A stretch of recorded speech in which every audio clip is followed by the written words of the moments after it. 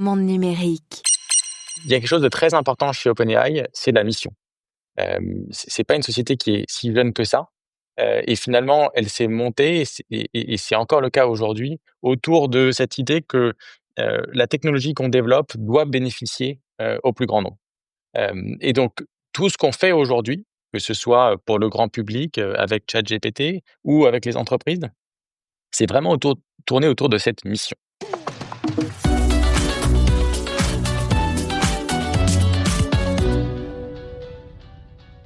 Bonjour Arnaud Fournier.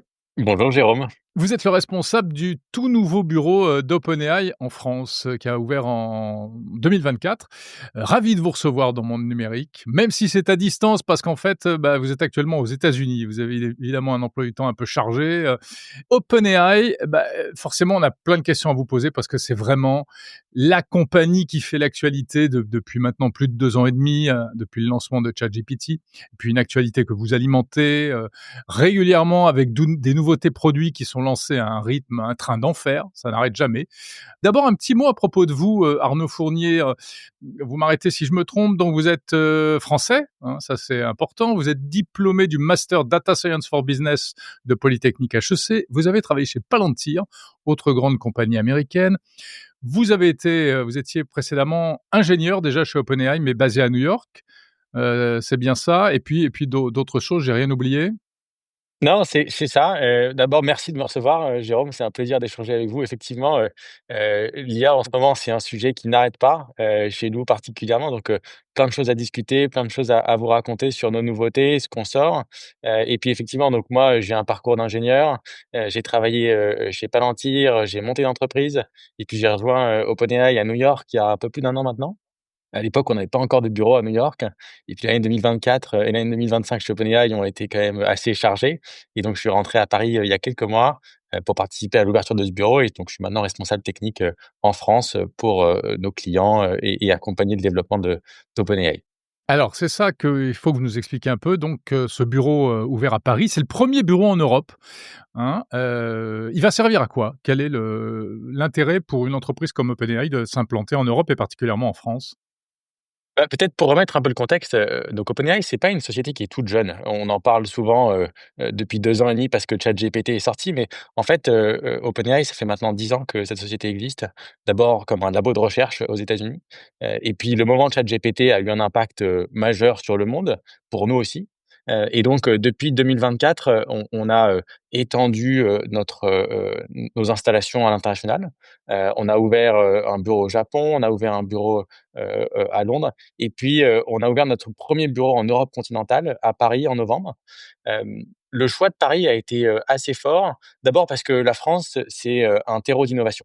Je pense que vous le voyez tous les jours, les startups, l'investissement, l'innovation, les ingénieurs. On a beaucoup d'ingénieurs français chez OpenAI, Mmh. et donc s'installer à Paris, c'était faire le choix de venir dans une des capitales européennes qui est le plus en avant sur ce sujet de l'IA. C'était aussi, rentrer en Europe, avec, un gouvernement, avec, ce terreau d'innovation qui nous a accueillis et sur lequel on pense que, on va pouvoir, venir travailler au plus près de, nos clients, des développeurs et de la communauté, grand public qui utilise ChatGPT. Il faut savoir qu'aujourd'hui, ChatGPT dans le monde, c'est 500 millions d'utilisateurs, par semaine et la France, c'est dans le top 5 des pays, dans le monde en dehors des US avec le plus grand nombre d'utilisateurs, de ChatGPT. Ah ouais, d'accord. Mais alors, vos clients, c'est qui finalement? Outre les utilisateurs finaux qui prennent un abonnement ou d'ailleurs qui ne le prennent pas parce qu'il y a aussi une version gratuite, c'est quoi? C'est des entreprises qui ont besoin de plus, en fait?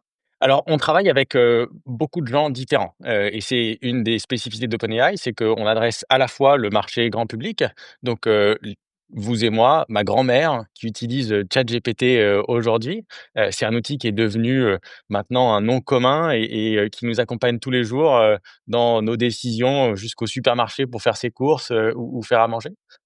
Mais on accompagne aussi les entreprises, au travers soit des développeurs, des startups, des entreprises, digital natives, mais aussi des grands comptes. Pour vous donner quelques exemples, on travaille avec, Miracle ou Pigment, qui sont des startups, des scale-up maintenant, à grand succès en France et puis on travaille aussi avec des grands groupes, Sanofi, Orange, Publicis, qui sont des gens qui, ont une assise et un réseau d'influence, important et qui se posent la question aujourd'hui de: «À l'heure de l'IA, quel est l'avenir de mon métier?» Et donc le travail qu'on fait avec ces gens-là, c'est dire à la fois, bah, comment est-ce qu'on vous accompagne à imaginer le futur de votre métier? Si on prend, Sanofi par exemple, aujourd'hui, la recherche clinique, les essais cliniques, c'est un sujet qui va changer profondément. Et donc comment est-ce qu'on accompagne Sanofi à réfléchir à l'avenir de l'essai clinique, l'avenir du développement de médicaments, à l'ère de l'IA, mais aussi bien très pragmatique, en fait, comment est-ce qu'on exécute sur ces cas d'usage? Parce qu'on est dans un moment de cette technologie où c'est finalement facile d'en parler, de faire des posts sur LinkedIn sur, à quel point est-ce que, tout le monde révolutionne, avec l'IA. Mais en fait, ça s'inscrit vraiment dans le processus métier et d'en comprendre le sous-jacent de ce qui se fait dans ces entreprises. Et donc c'est le travail qu'on fait avec eux, pour vraiment aller profondément et être capable d'avoir un impact qui est mesurable, dans leur processus. Alors l'intelligence artificielle est en train de changer énormément de choses, hein, dans nos vies, vous venez de le rappeler. Mais est-ce qu'une entreprise comme OpenAI qui a quelque part qui a le nez sur l'innovation, arrive à garder une vision? Est-ce que vous savez où vous allez, pour dire les choses simplement? Je pense que c'est très important quand on fait de l'innovation et notamment de l'innovation de rupture, d'avoir cette, les Américains appellent ça North Star, cette direction. Et je pense pas qu'on puisse le faire de manière, heu, utile, pour le monde sans avoir cette vision de où on va. Il y a quelque chose de très important chez OpenAI, c'est la mission.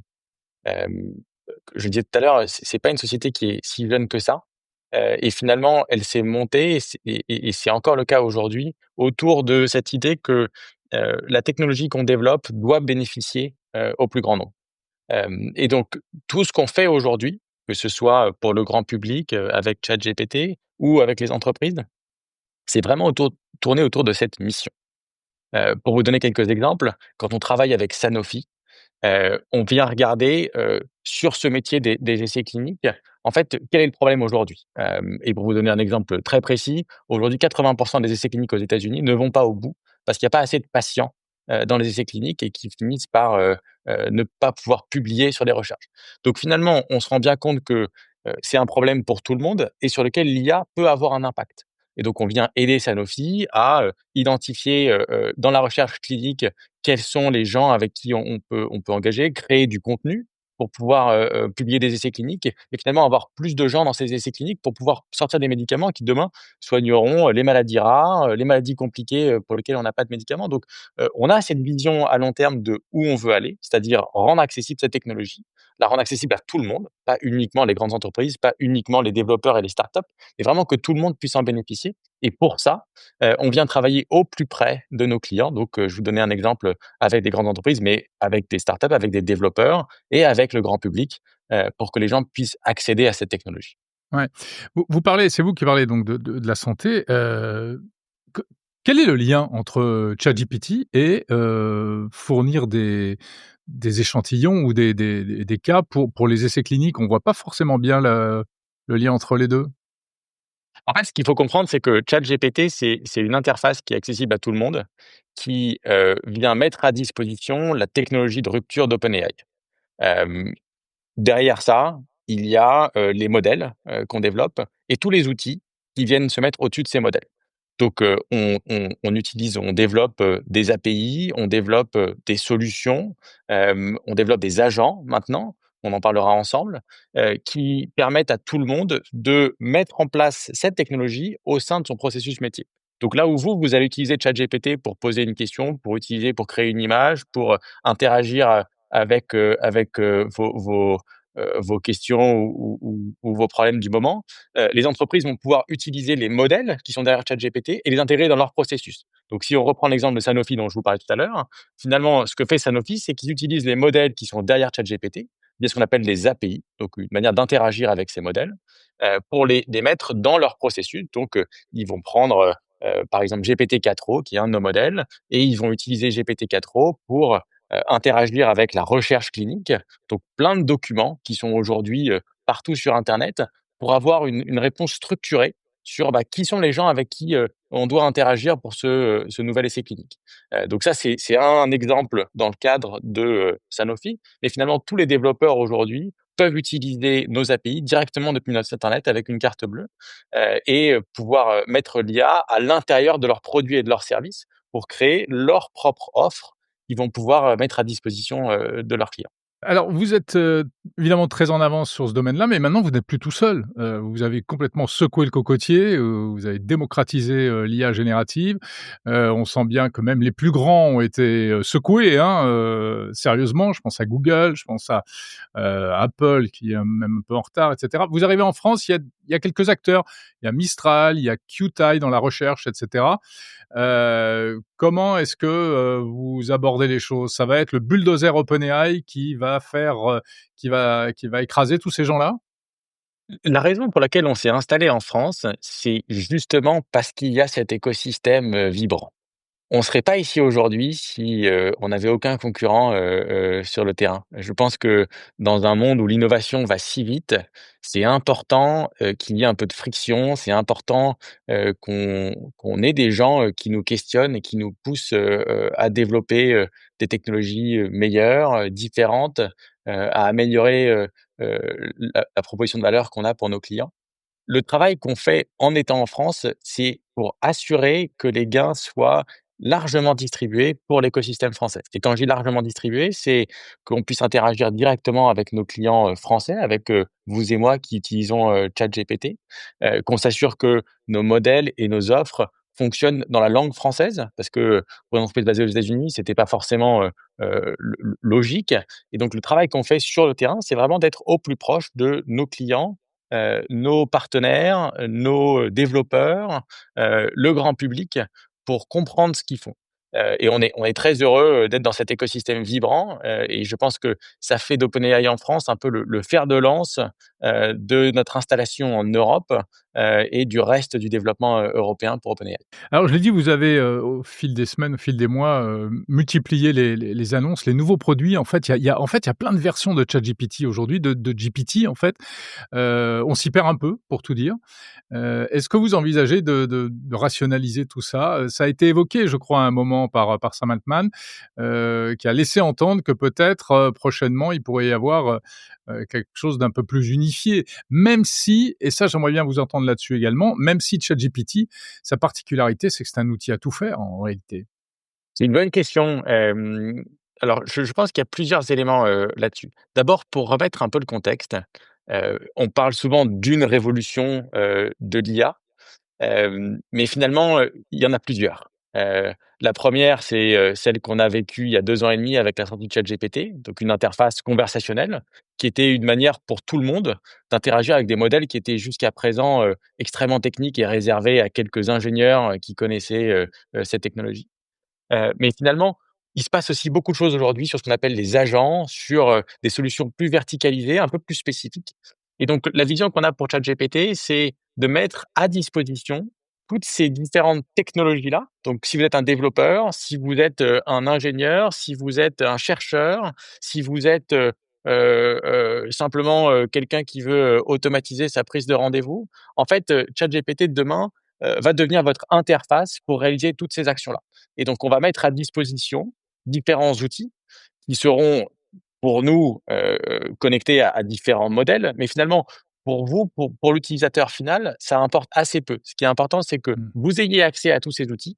On va appeler des agents, même si c'est un mot qui est un peu chargé aujourd'hui. Et donc, ChatGPT est cette interface unifiée. Et c'est la raison pour laquelle on a tous ces modèles derrière, qui sont pas toujours très simples à comprendre pour l'utilisateur final. Qu'est-ce que c'est pour vous un agent? Est-ce que, ChatGPT est déjà un agent? Est-ce que Codex, que vous avez lancé récemment pour les développeurs, est un agent? Il y a également Operator qui lui a été, présenté vraiment comme un agent. Donc, c'est quoi en fait pour OpenAI un agent? Alors, c'est un mot qu'on utilise beaucoup aujourd'hui, Ouais. que tout le monde, utilise dans cette industrie. Pour définir un agent, je pense qu'il y a 3 éléments importants. Le premier, c'est une expérience qui automatise une tâche en fonction d'un plan que vous avez donné. La deuxième chose, c'est que vous donnez à cette expérience accès à des outils. Ça peut être chercher sur internet, ça peut être accès, à votre répertoire de contacts, ça peut être accès à votre boîte mail. Et le troisième élément, ça va être un set de, garde-fous de sécurité pour vous assurer que, l'agent et donc cette expérience automatisée va réaliser une tâche, telle que vous l'espérez ou vous le voulez. Ces 3 éléments, en fait, c'est un peu les briques élémentaires, des agents. Aujourd'hui, le travail qu'on fait chez OpenAI, c'est de rendre accessible cette technologie qui est très disruptive. Ce qu'il faut se rendre compte, c'est que, encore une fois, quand on parle de une révolution de l'IA et de ChatGPT, en fait, on est en train de vivre une deuxième révolution qui a commencé début 2025, sur laquelle nous, on investit massivement. Il y a un changement de paradigme, c'est-à-dire que vous êtes plus dans une interface uniquement conversationnelle, mais cette expérience va aussi pouvoir réaliser des tâches pour vous. Il faut bien se remettre, se rendre compte de ce qui se passe aujourd'hui. Et donc, ce qu'on fait chez OpenAI, c'est 2 choses. La première, c'est développer ces agents et les intégrer à ChatGPT pour que tout le monde puisse y avoir accès. Que cette technologie, elle puisse bénéficier à tous les gens, qui le souhaitent et qui ne sont pas forcément des ingénieurs. Et la deuxième chose, c'est développer des outils qui vont permettre aux développeurs d'intégrer cette technologie-là dans leur métier.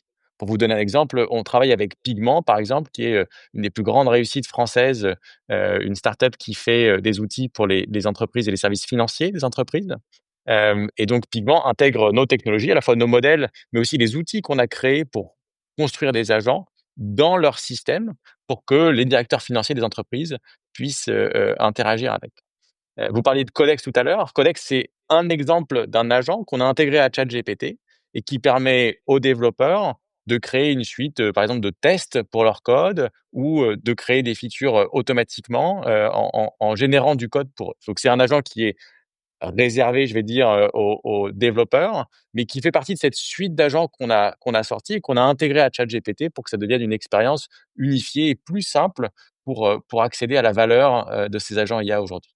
Alors, OpenAI travaille avec l'ancien designer d'Apple, Jonathan Ive, sur la réalisation d'un mystérieux produit qui devrait sortir l'an prochain, qui serait bourré d'intelligence artificielle. Est-ce que c'est ça le futur de l'IA? C'est d'aller vers forcément des équipements physiques et aussi notamment vers la robotique? OpenAI s'est lancé il y a 10 ans comme une entreprise de robotique. Je ne sais pas si vous le saviez. Bien sûr, c'est un sujet sur lequel, on réfléchit. Il y a beaucoup de choses qui se passent. J'ai pas grand-chose j'ai pas d'infos, spécifiquement sur l'exemple que vous me donnez. Par contre, ce qui est sûr, c'est que le travail qu'on fait chez OpenAI, c'est de rendre cette technologie accessible, à tous. Et donc, si ça doit passer par de la robotique, si ça doit passer par, des interfaces différentes, on le fera. Aujourd'hui, on est vraiment, hyper concentré sur, ChatGPT, sur les modèles et sur donner des outils accessibles à tout le monde pour créer ces agents. Le jour où ce sera nécessaire d'étendre, à d'autres choses, bien sûr, on regardera et on sera très heureux de développer des expériences différentes. Dans le grand public, il y a une utilisation aussi qui est faite très largement de ChatGPT, c'est l'utiliser aujourd'hui de plus en plus comme un moteur de recherche. Est-ce que véritablement la recherche en ligne du futur, c'est ChatGPT Search ou d'une manière générale, est-ce que c'est l'IA générative?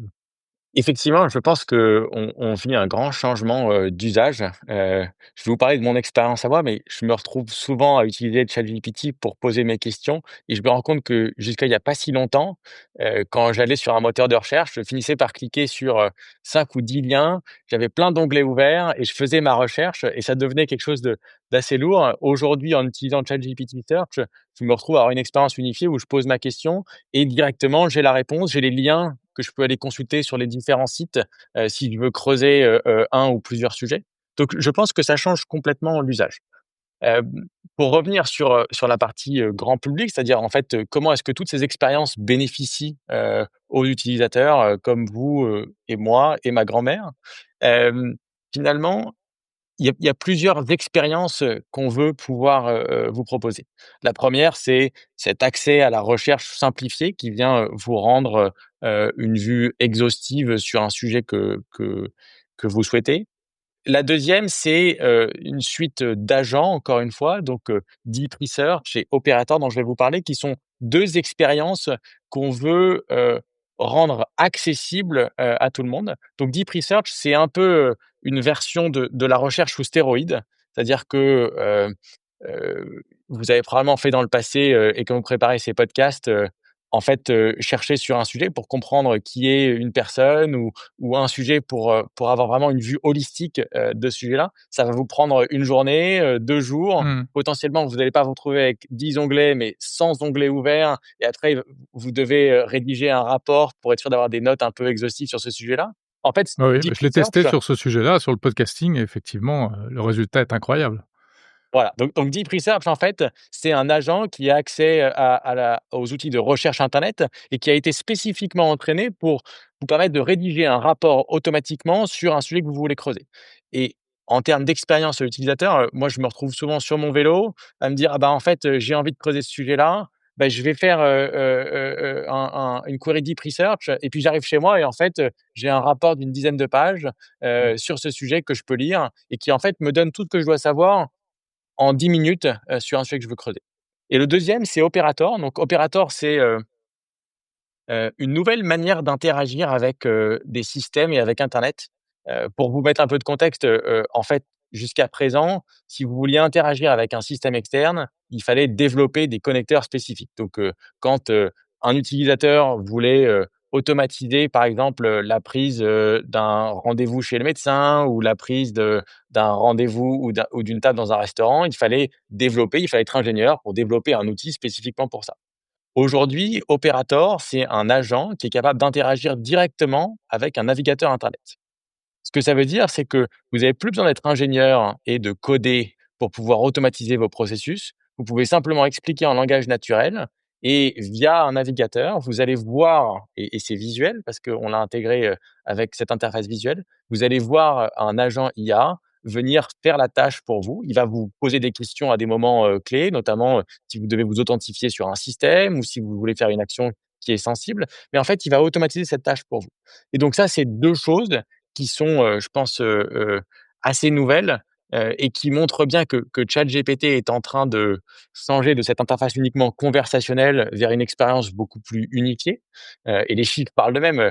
L Récemment, on a passé la barre des 1 milliard de messages par jour, envoyés sur ChatGPT. Donc on se rend bien compte que ça devient finalement une interface, de plus en plus importante, pour les gens qui l'utilisent.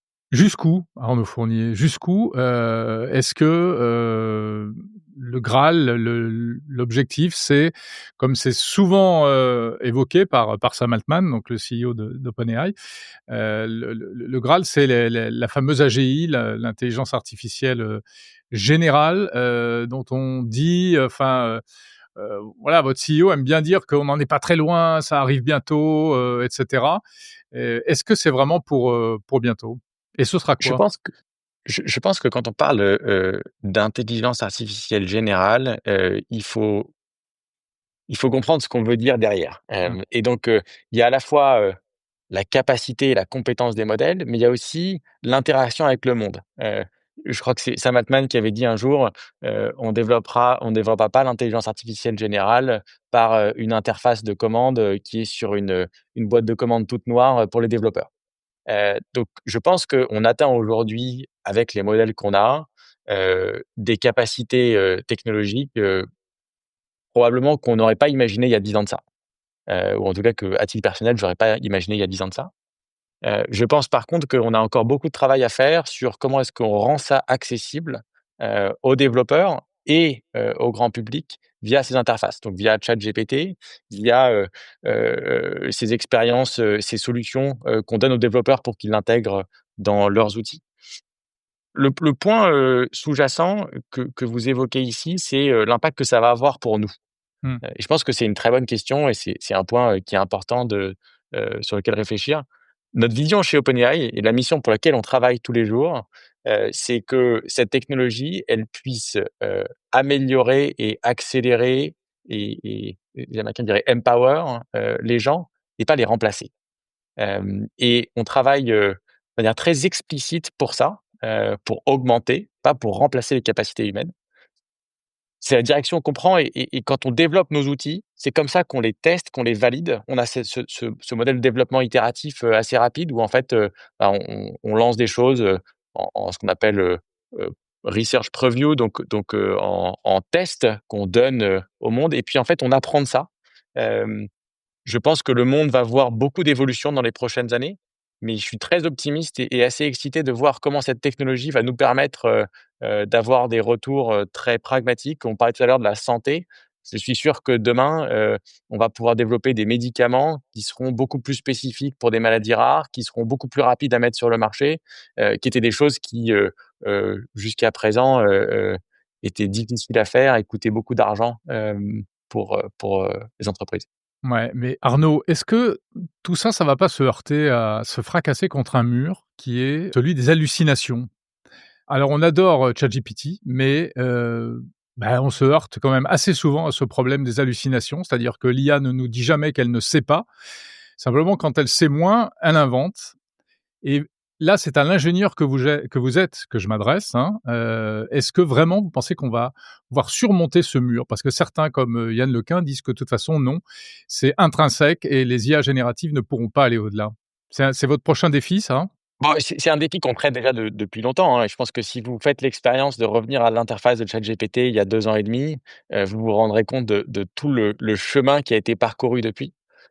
Quand on parle d'hallucination, il y a ce sujet de sécurité qui est sous-jacent et je pense que c'est important de montrer aux gens, comment est-ce que chez OpenAI on travaille sur la sécurité et comment est-ce qu'on s'assure que le résultat qu'on vous rend est le meilleur possible. Il y a 3 niveaux, de travail qu'on fait. Le premier, c'est s'assurer que les modèles ont une vue, correcte du monde et on publie d'ailleurs, ce qu'on appelle les spécifications de nos modèles. Donc, qu'est-ce que le modèle doit vous rendre en fonction de votre question? C'est, un travail qu'on a fait, qu'on a mis open source et d'ailleurs qui est devenu un standard d'industrie assez fort. La deuxième chose, c'est s'assurer qu'on teste les modèles. On a des équipes en interne, mais aussi on travaille avec des gens en externe qui sont indépendants, qui viennent tester les modèles et donner une vue sur leur qualité. On publie aussi ces résultats. Donc pour chaque modèle, vous avez une vue de sécurité, à quel point est-ce que, les modèles, répondent à tel type de benchmark, de tests sur des données réelles. Et puis la troisième chose, et c'est un travail qu'on fait de manière un peu plus spécifique avec les entreprises, donc les gens qui veulent intégrer nos capacités technologiques dans leurs outils et leurs processus métiers, c'est travailler sur ces garde-fous. Et finalement, Sanofi ne va pas mettre en place la même sécurité que Orange ou que Miracle et Pigment, parce que dans chacun des cas, les problématiques sont différentes. Si vous avez une interface qui interagit avec un de vos clients, vous allez vouloir vous assurer que ça correspond bien à ce que vous attendez d'une réponse de votre entreprise, de la manière dont Orange interagit avec le monde, par exemple. Si vous avez un outil interne chez Sanofi pour créer de la recherche médicale, vous allez vouloir vous assurer que les résultats sont bons et correspondent bien des papiers de recherche qui ont été, écrits avant, par exemple. Donc toutes ces choses-là, elles sont très spécifiques, aux solutions qu'on propose. Et finalement, les hallucinations, elles sont pas intrinsèquement, plus, prévalentes aujourd'hui qu'elles étaient avant. Je dirais même une chose, c'est que, avec l'évolution qu'on a eue dans les modèles, la capacité de raisonnement qui est arrivée il y a 18 mois, en fait, a déjà fait une avancée assez forte sur, les hallucinations. On travaille, d'arrache-pied sur, tous ces nouveaux modèles et ces nouvelles capacités qui sont un peu, à la frontière, et on a justement, en tant que labo de recherche, la capacité de lancer des innovations dans un mode de test parce que on veut voir les résultats et c'est toujours difficile de les avoir en labo. Donc, on met en avant des nouveaux modèles en disant: «Bah, on va prendre le feedback et on est capable d'interagir très vite avec ce feedback-là pour améliorer, les résultats». Donc c'est un travail itératif qu'on fait, heu, mais encore une fois, le sujet sous-jacent, c'est que ces capacités, si vous regardez d'où est-ce qu'elles viennent il y a, 2 ou 3 ans et où est-ce qu'elles sont aujourd'hui, je pense qu'on touche des niveaux et des capacités technologiques qu'on n'aurait pas imaginées et qui, se retranscrivent de manière très forte. Aujourd'hui, il y a 3 millions de développeurs qui utilisent nos modèles et qui les intègrent dans leurs produits et leurs services et c'est devenu quelque chose qu'on voit et avec lequel on interagit tous les jours sans même le savoir. C'est-à-dire que si on comprend bien, les hallucinations, elles peuvent être cantonnées quand, on fait une utilisation de ChatGPT dans un cadre par exemple, dans le cadre d'une entreprise. Vous avez cité Orange, avec laquelle vous avez un partenariat également, ou Sanofi ou autre. Dans ce cas-là, ChatGPT est dompté en quelque sorte et il va pas sortir de l'enclos et là, on peut maîtriser les hallucinations. Mais ça règle pas le problème pour le web ouvert, où là, tout est permis, en fait. Quand on travaille avec ces entreprises, on travaille justement pour spécifier les garde-fous ou l'expérience qu'on veut avoir. Quand vous parlez du web ouvert, hem, finalement, ce que ces modèles permettent, c'est de vous donner une réponse par rapport à, la question que vous avez posée ou à l'expérience que vous avez créée. Et donc si on prend, ChatGPT spécifiquement, vous avez, une question que vous posez et l'expérience qu'on attend de vous donner. Aujourd'hui, on publie énormément sur, les résultats attendus de ces modèles. Je vous parlais tout à l'heure des spécifications qu'on construit, mais aussi plus généralement sur, la qualité, donc tous les benchmarks qui sont maintenant open source, et vous voyez, assez clairement que l'évolution de la qualité des modèles, augmente. Je pense que cette itération qu'on fait, sur, les hallucinations, sur la qualité du rendu, elle ne va faire que continuer et je pense que les expériences auxquelles on va avoir accès vont finalement devenir de plus en plus, sécurisées et simples d'utilisation pour les clients finaux, et pour, les gens qui interagissent, avec ces outils. Mmh. Encore une petite question Arnaud, je peux pas vous la poser celle-là, quand on parle d'intelligence artificielle, vous savez qu'il y a des inquiets de l'intelligence artificielle et non des moindres, des professeurs émérites comme Joshua Bengio, l'un des pères du machine learning pourtant et cetera et qui disent: «Attention, on court vraiment, des risques énormes en, laissant se développer l'IA comme ça, de manière effrénée». Vous qui dirigez OpenAI en France maintenant, qu'est-ce que ça vous inspire?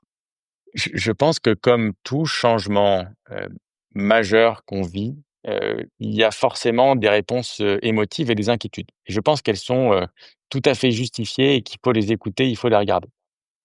Hem, la réponse d'ingénieur à ça, c'est de regarder, finalement de manière très pragmatique, quelles sont les recherches qui ont été faites et qu'est-ce qui a été publié. Il y a un rapport qui moi m'a beaucoup rassuré, c'est celui de Philippe Aghion, qui est un économiste français que vous connaissez peut-être, qui était anciennement, à Harvard et à la London School of Economics et qui a travaillé sur, finalement quel est l'impact de l'IA dans les entreprises aujourd'hui?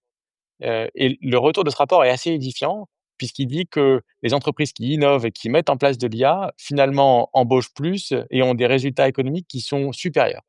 Et donc je pense que se raccrocher à ce genre d'expérience-là, ça montre que, l'IA aujourd'hui a un potentiel, très important pour nos démocraties et nos pays en Europe pour continuer à développer, nos économies.